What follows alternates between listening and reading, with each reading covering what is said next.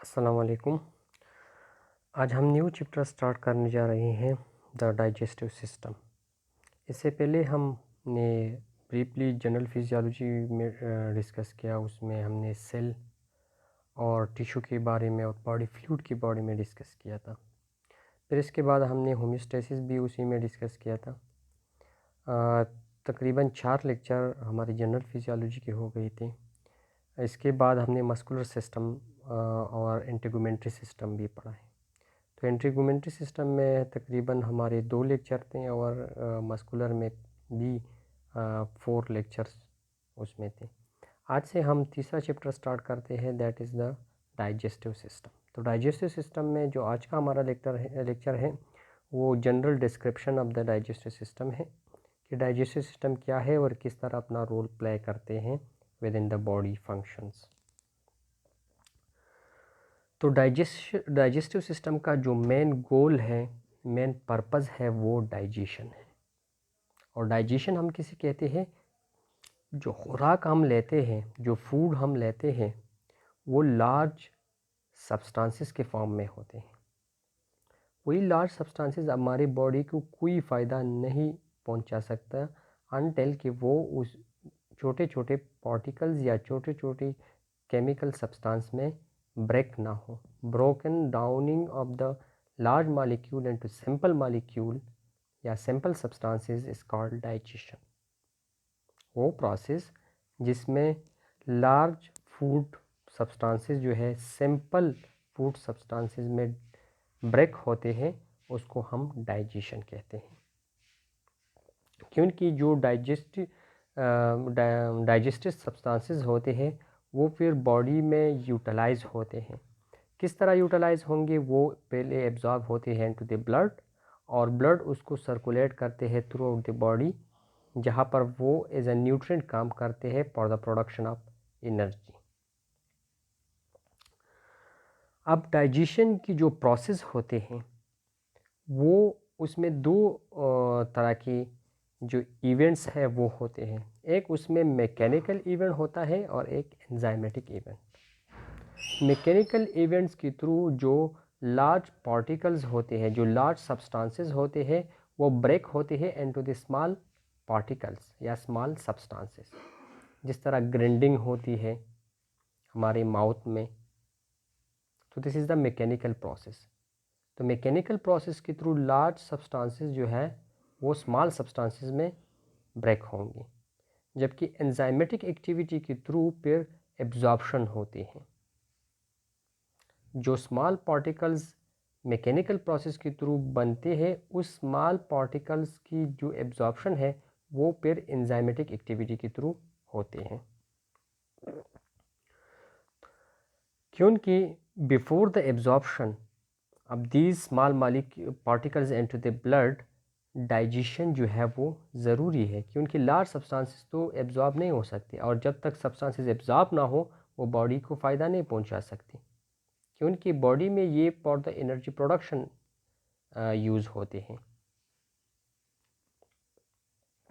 तो इस process of digestion and absorption, इन दोनों के लिए जो हमारा डाइजेस्टिव ट्रैक है या डाइजेस्टिव सिस्टम है वो इम्पॉर्टेंट रोल प्ले करते हैं। एक तो उसकी मैकेनिकल डाइजेशन करते हैं, दूसरा उसकी केमिकल डाइजेशन करते हैं through secreting different type of chemicals, और तीसरा जो है फिर उसकी एब्जॉर्प्शन करते हैं।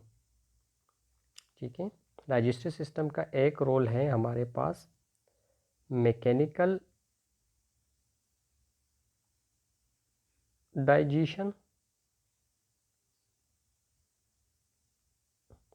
दूसरा है केमिकल डाइजेशन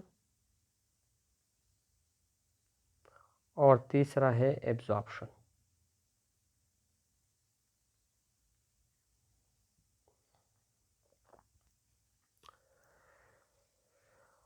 अब थोड़ी सी उसकी जो फंक्शनल एनाटॉमी है उसको डिस्कस करते हैं। बाकी उसकी डिटेल एनाटॉमी तो आप लोगों ने पढ़ी होगी, लेकिन उसकी जो फंक्शनल एनाटॉमी है जो कि रोल प्ले करते हैं in the digestion and absorption, उसी को डिस्कस कर लेते हैं।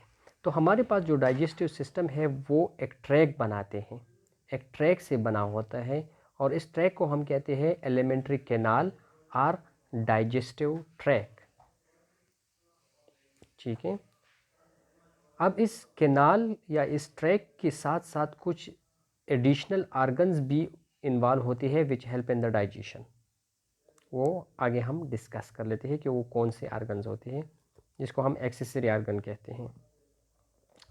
जो डाइजेस्टिव ट्रैक होता है हमारे पास, क्योंकि ये एक ट्यूब्यूलर शेप होते हैं, एक ट्यूब लाइक शेप होते हैं, एक ट्रैक लाइक शेप होते हैं, तो इसके दोनों एंड्स जो हैं वो ओपन होंगे।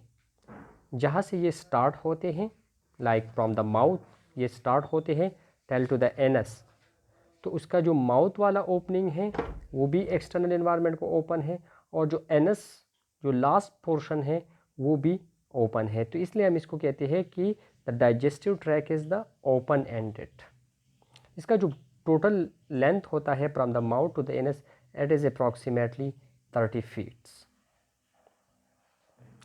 अब ये जो पूरा ट्रैक है from the mouth to the anus, ये पूरा ट्रैक दो किस्म की आर्गन से बने होते हैं।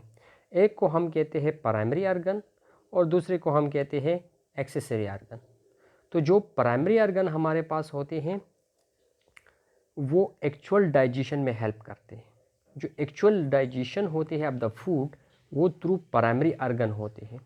उस प्राइमरी आर्गन में क्या है, हमारा माउथ है, क्योंकि माउथ में भी डाइजेशन होती है ऑफ द कार्बोहाइड्रेट। इसके बाद जो फेरेंजियल पार्ट है वो है, फेरेंक्स के नीचे एसोफेगस है, क्योंकि फेरेंक्स ओपन होती है and to the oesophagus and larynx. Anteriorly वो लैरिंग्स को ओपन होते हैं और पोस्टीरियरली वो एसोफेगस को ओपन होते हैं।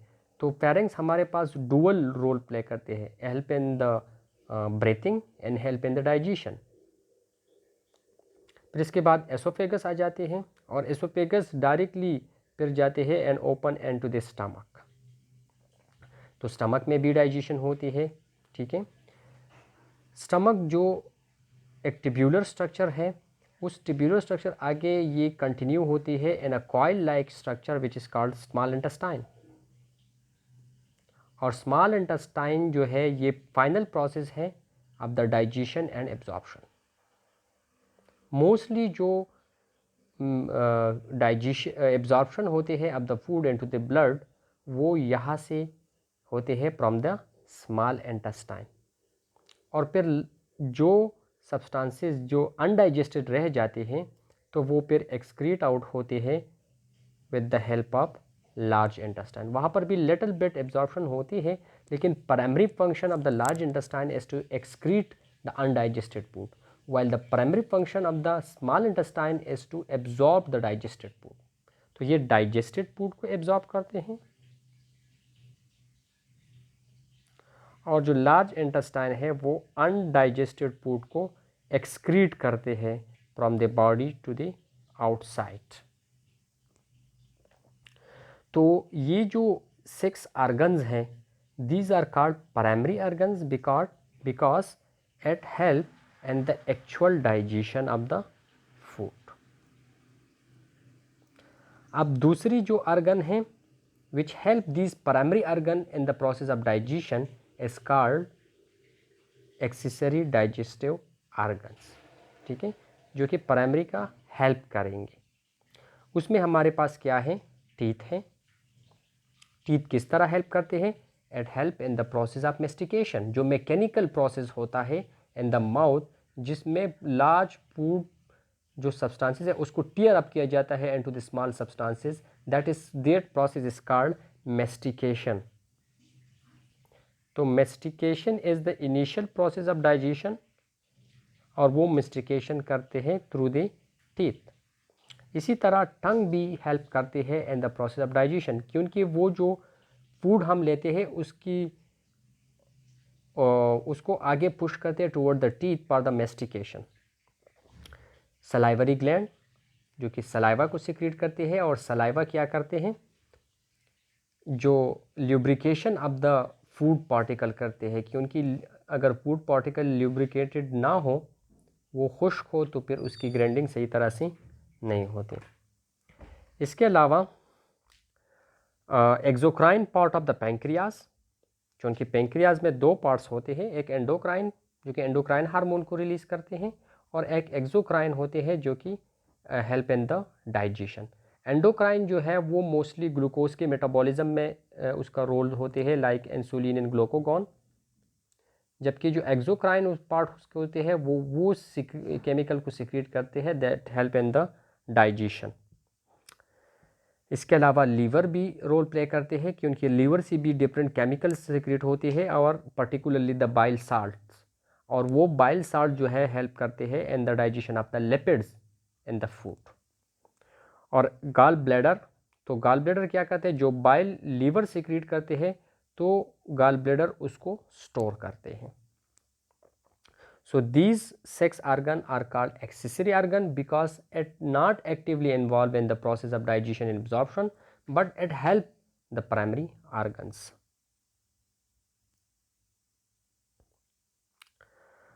अब जो GI ट्रैक है हमारे पास from the mouth to the anus, तो इस ट्रैक को हमने डिस्कस किया कि it is a tubule like. तो इस ट्यूब्यूल लाइक स्ट्रक्चर जो है इसके वाल्व की तरफ आते हैं कि इसका वाल्व में कौन कौन से लेयर हैं। तो हमारे पास जो GIT का वाल है वो 4 लेयर से बने हैं।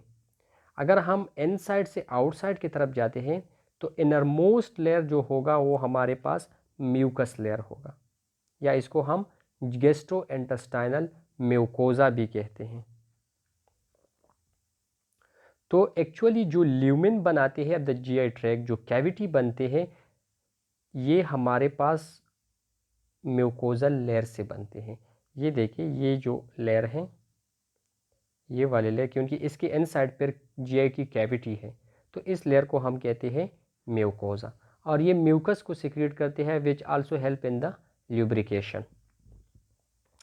फिर इससे आउटसाइड जो लेयर होगा, यहाँ पर जो लेयर होगा, this layer is called sub mucus layer.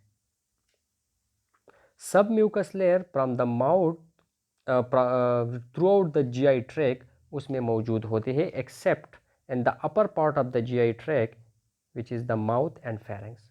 Mouth और फेरेंक्स के अलावा जो नीचे बाकी स्ट्रक्चर है उसमें सब म्यूकस लेयर मौजूद है, like oesophagus, stomach, small and large intestine, उसमें ये मौजूद है, जबकि माउथ और फेरेंक्स में सब म्यूकस लेयर नहीं है। तीसरा जो लेयर है वो हमारे पास मस्कुलर लेयर है, वो मसल से बना है, उसमें स्केलेटल मसल्स भी हैं, स्मूथ मसल भी है, और दोनों की कम्बिनेशन भी है। फॉर एग्ज़ाम्पल, जो हमारे पास लेप्स हैं, क्योंकि यहाँ लेप्स से ही स्टार्ट होता है GI track to the anus, rectum part of the anus तक होते हैं, तो लेप्स जो है दैट इज स्केलेटल मसल। इसी तरह चीक्स एंड फेरेंक्स, ये तीनों स्केलेटल मसल से बने हैं। लेकिन अगर हम स्मूथ मसल की बात करें तो इंटेस्टाइन और स्टमक हमारे पास स्मूथ मसल लेयर मौजूद है, और एसोफेगस जो है उसमें स्केलेटल मसल भी है और स्मूथ मसल भी है। तो through out the GI track या तो स्केलेटल मसल की लेयर होगा जो 3rd नंबर लेयर है आउटसाइड की तरफ, या तो वो स्केलेटल मसल से बना होगा या स्मूथ मसल से बना होगा या दोनों से बने होंगे, जो कि only in the case of oesophagus है। और जो सबसे आउटर लेयर होता है हमारे पास GI ट्रैक का, दैट इज कॉल्ड सेरोसा और फाइब्रोसा। कुछ area of the GI track ऐसे है जिसमें ये सीरस लेयर से बने होते हैं, जिसको हम सेरोसा कहते हैं, और कुछ एरियाज़ ऐसे हैं जहाँ पर ये फेब्रस लेयर से बने होते हैं, जिसको हम फाइब्रोसा कहते हैं। तो हमारे पास जो स्टमक, स्मॉल और लार्ज इंटेस्टाइन है वहाँ पर सेरोसा की लेयर मौजूद है, सीरस लेयर मौजूद है, जबकि फेरेंक्स और एसोफेगस में फेब्रस लेयर मौजूद है। यहाँ पर इस डायग्राम के ऊपर अगर फोकस करें तो हमारे पास जो ये इनर पोर्शन आप लोगों को नजर आता है, that is the cavity or the tube or lumen of the GI track. इसकी जो इमीडिएटली आफ्टर उसका जो लेयर है दैट इज कॉल्ड म्यूकोजा। तो इसलिए हम कहते हैं कि the inner most layer is the mucosa, क्योंकि ये कैविटी की बिल्कुल करीब है। फिर इससे आउटवर्ड जो लेयर है दैट इज सब म्यूकोजा, जो कि हमारे पास माउथ और एसोफेगस में एब्सेंट होगा, बाकी जीआई ट्रैक में मौजूद होगा। फिर इसके आउटर जो है वो मसल्स होंगी, या तो वो सर्कुलर के फॉर्म में होंगे या लॉन्गिट्यूडल फॉर्म में होंगे। अब अगेन उसमें वेरिएशंस हैं कि उनकी जो हमारे पास लिप्स हैं, चीक्स हैं और फेरिंग्स हैं, उसमें स्केलेटल हैं। एसोफेगस में स्केलेटल और स्मूथ दोनों हैं, और नीचे जो stomach, small and large intestine है, उसमें स्मूथ मसल मौजूद हैं। और जो सबसे आउटर लेयर हमारे पास होते हैं, ठीक है, जो यहाँ पर आप लोगों को नज़र आते हैं, this one, this outer layer is either made of serous layer which is called serosa और fibrous layer which is called fibrosa। तो ये 4 लेयर हमारे पास जीआई ट्रैक में मौजूद होंगी थ्रू आउट, एक्सेप्ट जो माउथ है और एसोफेगस है, उसमें 3 लेयर्स होते हैं, क्योंकि उसमें सब म्यूकस लेयर नहीं है। बाकी म्यूकस लेयर भी है, मस्कुलर लेयर भी है और सेरोसा और फाइब्रोसा भी है, लेकिन म्यूकस लेयर नहीं है। तो हम ये भी कह सकते हैं कि जो जीआई ट्रैक है वो 4 लेयर से बने हैं, एक्सेप्ट माउथ एंड फेरिंग्स, उसमें 3 लेयर्स हैं। अब डाइजेस्टिव सिस्टम का फंक्शन क्या है, जो जीआई ट्रैक हम डिस्कस कर लेते हैं, इसका फंक्शन क्या है। तो सबसे इम्पॉर्टेंट फंक्शन इसका है इंजेशन ऑफ फूड सब्सटेंसेस, क्योंकि जो फूड हम इंजेस्ट करते हैं, ठीक है, वो माउथ के थ्रू करते हैं, और mouth is the part of digestive system.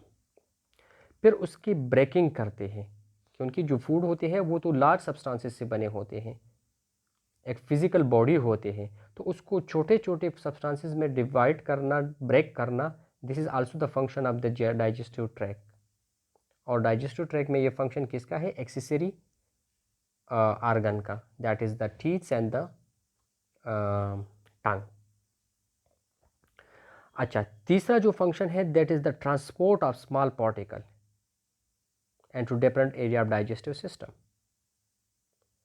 जो माउथ में जो ग्राइंडिंग होती है, जहाँ पर लार्ज सब्सटेंसेस जो है वो छोटे सब्सटेंसेस में ग्राइंड अप होते हैं, तो वो छोटे सब्सटेंसेस फिर different part of the GIT track को ट्रांसपोर्ट करना, ये भी फंक्शन है, क्योंकि ये फिर अगर माउथ में रहे तो इसका कोई फंक्शन नहीं है, इसको आगे पास आउट भी करना है into the stomach and small intestine. तो इसके लिए जो पाथवे प्रोवाइड करते हैं वो भी डाइजेस्टिव ट्रैक प्रोवाइड करते हैं, and that is the pharynx and oesophagus. इसके अलावा सिक्रीशन भी करते हैं मुख्तलिफ एंजाइम की, जो कि डाइजेशन में हेल्प करते हैं। लाइक अगर हम बात कर लें exocrine part of the pancreas, और इस तरह स्टमक के अंदर कुछ केमिकल्स और लीवर के जो कुछ केमिकल्स हैं, तो ये डिफरेंट टाइप ऑफ केमिकल्स जो कि नेसेसरी है फॉर द डाइजेशन, वो भी डाइजेस्टिव ट्रैक खुद ही प्रोवाइड करते हैं। इसके अलावा एब्जॉर्प्शन ऑफ द प्रोडक्ट। अब पहला तो grinding of the physical body, जो मार्शल हम लेते हैं उसको फिज़िकली डिवाइड करते हैं इन द माउथ, लेकिन उसके फर्दर डाइजेशन भी होते हैं, particularly in the stomach and the small intestine. तो जब उससे सिंपल केमिकल्स बन जाते हैं या सिंपल पार्टिकल बन जाते हैं, तो वो फिर एब्जॉर्ब होते हैं इनटू द ब्लड। तो वो एब्जॉर्प्शन भी थ्रू स्मॉल इंटेस्टाइन होती है, and small intestine is the part of digestive track. और last one that is the removal of the unwanted substances, क्योंकि जो फाइनल डाइजेशन होती है इसके बाद 2 तरह की सब्सटेंसेस आपके पास आ जाते हैं, एक जो फुली डाइजेस्टेड हो जो कि एब्जॉर्ब होगा, और दूसरा जो अनडाइजेस्टेड रह जाते हैं। तो अनडाइजेस्टेड का कोई मानी नहीं होता, तो उसको फिर एक्सक्रीट आउट करते हैं through the large intestine from the body. तो ये इम्पॉर्टेंट फंक्शंस हैं ऑफ द डाइजेस्टिव सिस्टम। अब ये डाइजेस्टिव सिस्टम कंट्रोल कहाँ से होते हैं, तो control system of the digestive track जो है वो हमारे पास 2 किस्म के हैं। एक को हम कहते हैं इंट्रिंसिक नर्व सप्लाई, और दूसरे को हम कहते हैं एक्सट्रिंसिक नर्व सप्लाई। तो इंट्रिंसिक नर्व सप्लाई जो है वो कंट्रोल होते हैं from the enteric nervous system, जो कि एक लोकल नर्वस सिस्टम है ऑफ द डाइजेस्टिव ट्रैक। और जो एक्सट्रेंसिक है वो from the autonomic nervous system control होते हैं। एंड ऑटोनॉमिक नर्वस सिस्टम जिस आप लोगों को पता भी है कि that is the part of peripheral nervous system, जो कि पूरी बॉडी में भी मौजूद होते हैं। तो पहले आते हैं toward the enteric nervous system, जो कि एक लोकल सिस्टम है, ओनली डाइजेस्टिव सिस्टम में प्रेजेंट होते हैं।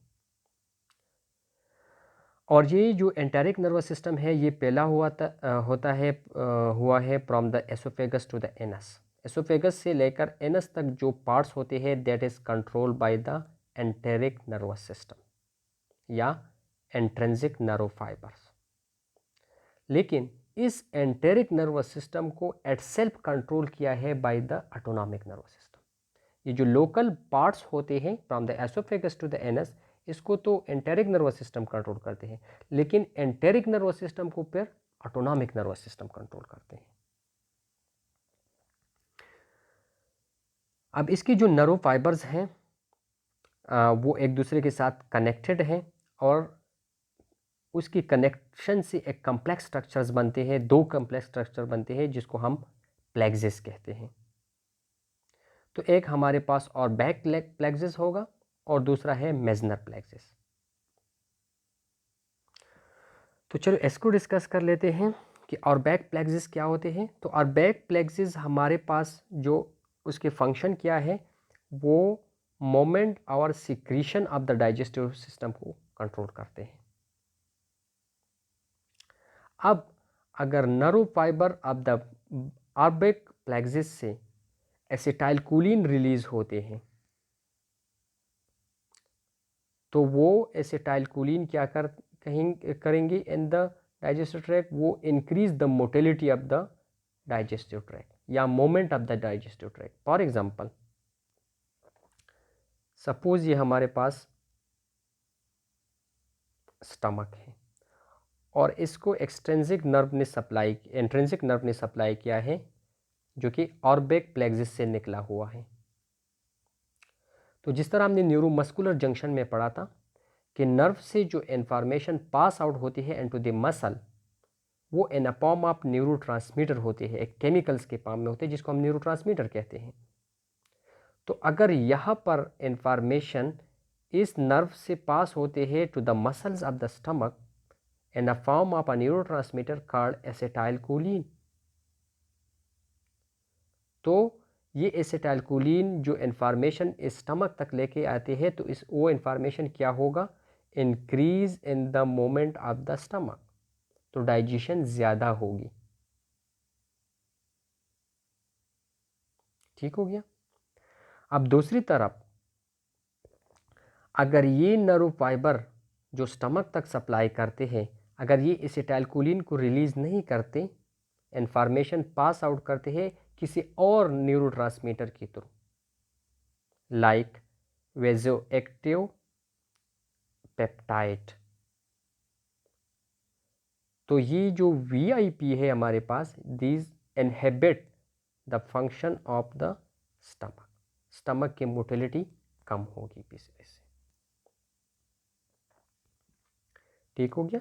तो अगर एसिटाइलकोलिन है तो वो क्या करेंगे, इंक्रीज करेंगे क्योंकि वो एक्साइटेटरी न्यूरोट्रांसमीटर है। अगर वो वीआईपी है तो फिर वो इनहिबिट करेंगे मोमेंट को। तो यहाँ पर जीआईटी का जो मोमेंट है, मैंने स्टमक का एग्जांपल लिया, थ्रू आउट द जीआईटी, क्योंकि हम कहते हैं कि at present from the esophagus to the anus, तो कहीं पर भी ये प्रोसेस हो सकते हैं। तो अगर आपके पास जो ऑर्बिक प्लेक्सिस के नर्व से एसिटाइलकोलिन रिलीज होते हैं, so that will increase the moment of the GI track.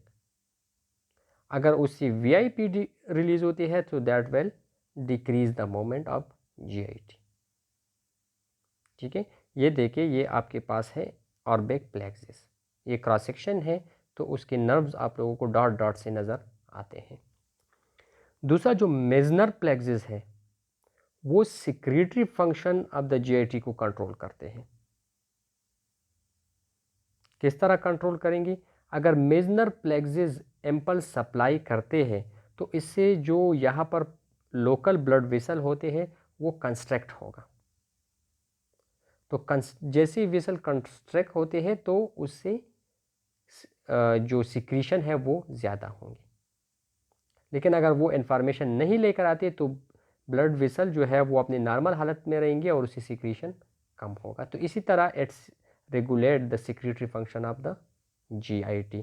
और यहाँ पर आप लोग देख सकते हैं ये वाले जो है दैट इज़ द मेजनर प्लेक्सिस, उस डॉट डॉट से जो येल्विश डॉट से नज़र आते हैं क्योंकि ये क्रॉस सेक्शन है। अब दूसरे सिस्टम की तरफ आते हैं, the autonomic nervous system which eight self control the enteric nervous system. तो जिस तरह आप लोगों को पता है कि ऑटोनॉमिक नर्वस सिस्टम की दो टाइप्स होते हैं, एक सिंपैथेटिक और एक पैरासिम्पैथेटिक। तो सिंपैथेटिक हमारे पास उसके जो नर्व्स हैं वो एराइज होते हैं फ्रॉम द स्पाइनल कॉर्ड, और स्पाइनल कॉर्ड में वो एराइज होते हैं फ्रॉम द लेटरल हॉर्न।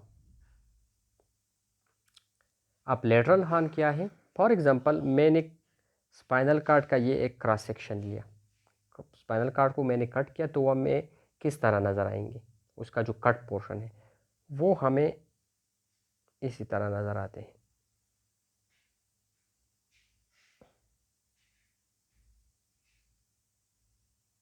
ठीक है, ये स्पाइनल कॉर्ड हमें इस तरह नज़र आएंगे। अगर आप उसको 3D पिक्चर से देख लें तो ये एक उसका लेटरल हॉर्न होगा, एक मीडियल हॉर्न होगा। फॉर एग्जांपल ये उसका जो main X axis Y axis है, ठीक है, मीडियल लाइन है, तो ये पोर्शन उसका हो गया मीडियल और ये हो गया लेटरल। तो जो sympathetic fibers that supply to the GI track होते हैं वो इस लेटरल हॉर्न से एराइज होते हैं। और किस पोजीशन से एराइज होंगे, क्योंकि स्पाइनल कॉर्ड तो मेडोला ओब्लांगेटा से स्टार्ट होते हैं till to the lumbar vertebra number 2, 1 और 2 के दरमियान तक होते हैं। ठीक है, L2 ये L1 हो गया, लंबर वर्टिब्रा 1, लंबर वर्टिब्रा 2, तो यहाँ पर वो ख़त्म हो जाते हैं। तो अब इसमें जो मेडोला से ये स्टार्ट होकर ये इस पोजीशन तक होते हैं, तो यहाँ जो course of the spinal cord है उसमें से ये जो सिंपैथेटिक फाइबर है वो कहाँ से निकलेंगे, तो वो हमारे पास निकलते हैं from the T5 to the L2, यानी थोरेसिक वर्टिब्रा 5 से लेकर लंबर वर्टिब्रा नंबर 2 तक जो नर्व फाइबर निकलते हैं उससे ये निकलेंगे, यानी T5, T6, 7, 8, 9, 10, 11, 12, L1 और फिर L2। इससे इस वाली एरिया से जो स्पाइनल कॉर्ड का लेटरल हॉर्न है उससे ये सिंपैथेटिक फाइबर्स निकलेंगे और वो GIT को सप्लाई करेंगे। आगे इस डायग्राम में आप लोग देख लें, ये देखिए जी, T5 से स्टार्ट होते हैं और L2 तक जो है इससे नर्व्स निकलते हैं और वो नर्व्स जाकर हमारे GIT को वो सप्लाई करते हैं। अभी किस तरह रेगुलेट करेंगे, तो जो सिंपैथेटिक फाइबर्स होते हैं इसकी नर्व इम्पल्स क्या होते हैं, इनहिबिटरी नर्व इम्पल्स होते हैं। इनहिबिटरी का क्या मतलब है,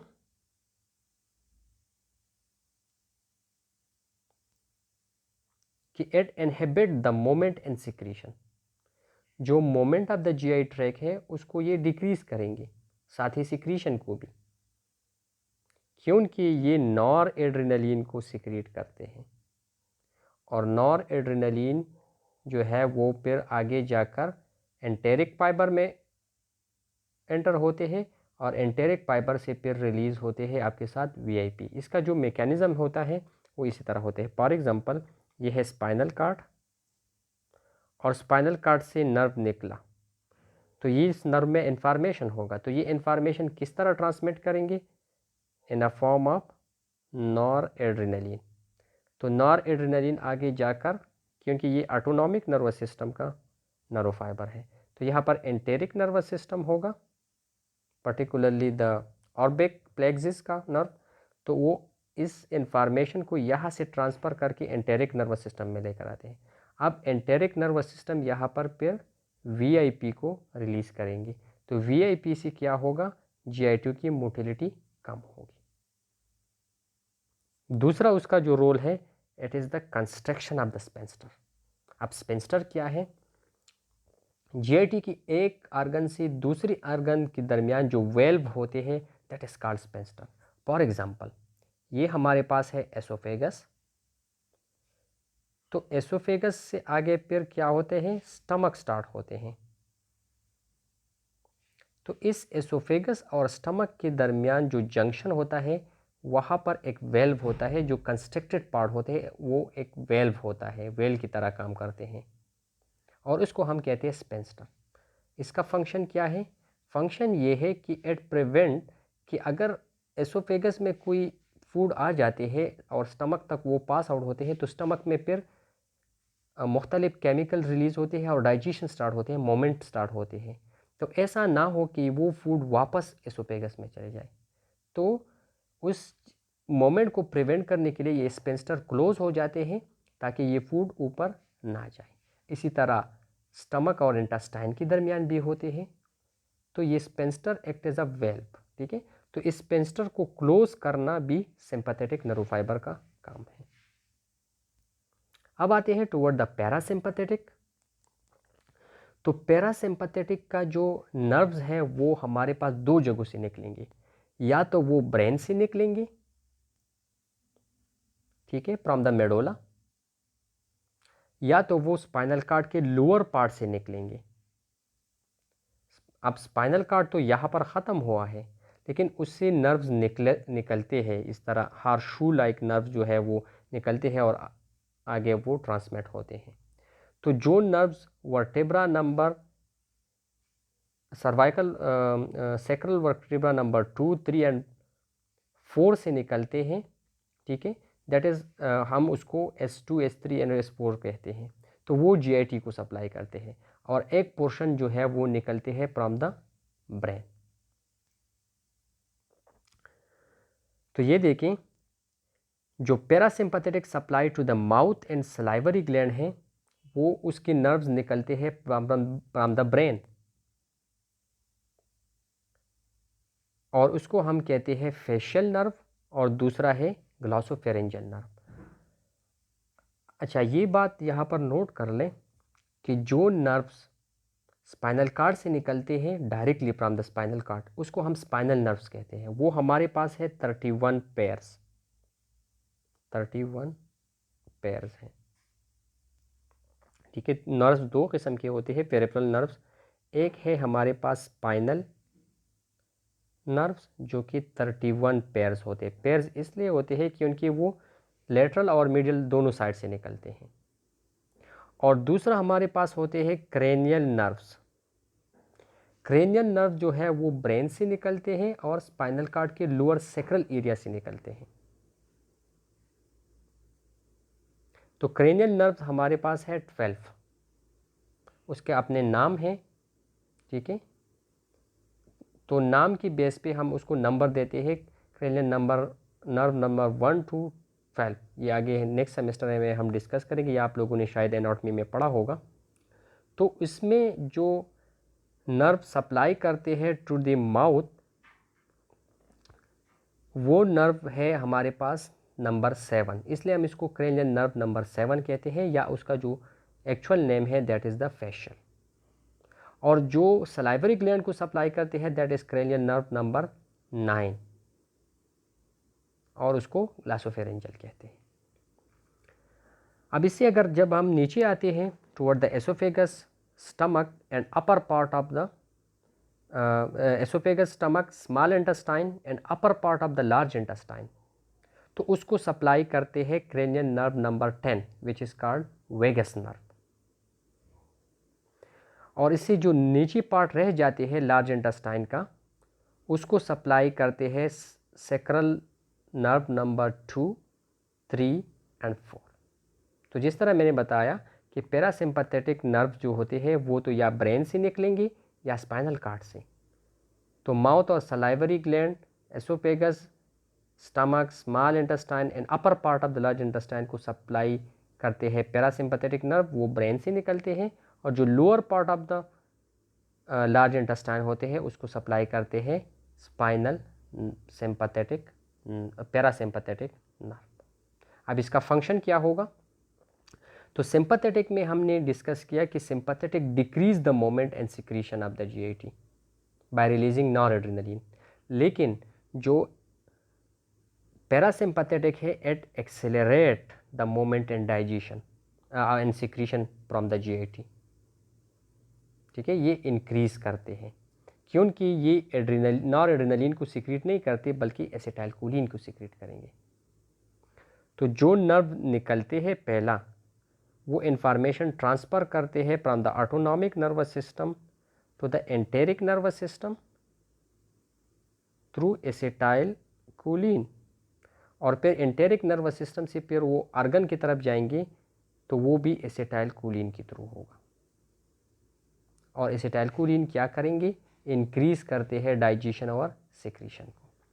यहाँ पर मैं दोबारा बता देता हूँ कि सिंपैथेटिक में जो नर्व है वो स्पाइनल कार्ड से निकलते हैं, ठीक है, तो वो एक मैसेज लेकर जाते हैं थ्रू ऑटोनॉमिक नर्वस सिस्टम।